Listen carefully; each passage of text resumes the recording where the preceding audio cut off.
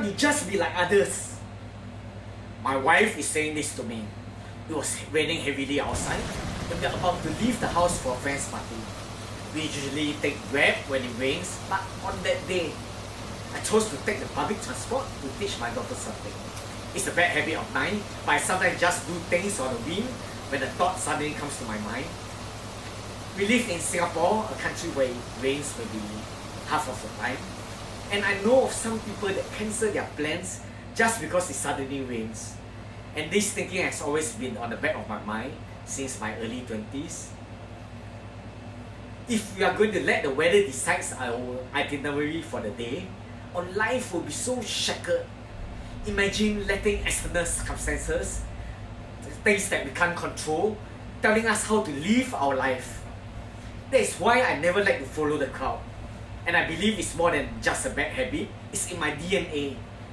Maybe because I have a rebellious streak in me since young.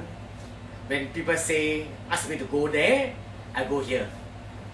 And that's also why I dropped out of school to work when I was just 17 years old. It was more fun for me at that time. I was earning money and spending the money which I made. And it was only 10 years later, when I was 26, that I returned to complete my studies. Did I feel disadvantaged about that piece of paper? Maybe.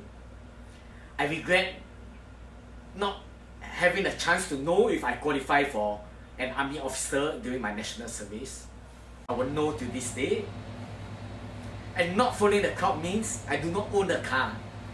I chose to live near the city and taking public transport so that I'm spending my 20 minutes traveling time every day, reading and learning and studying about business and food instead of wasting my energy focusing on the traffic.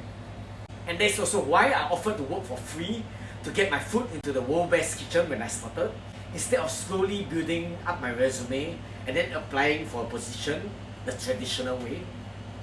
If you are going for real success and aiming for the top 10% of business that dominate the F&B industry, you need to understand this fundamental truth. You can't get there by following the crowd. Doing what everyone else is doing will probably keep you planted in the middle of the pack. And the harsh reality is, the majority is just following one another. And the majority get average result. Do you know that I share unusual insights on food and business in my free weekly newsletter?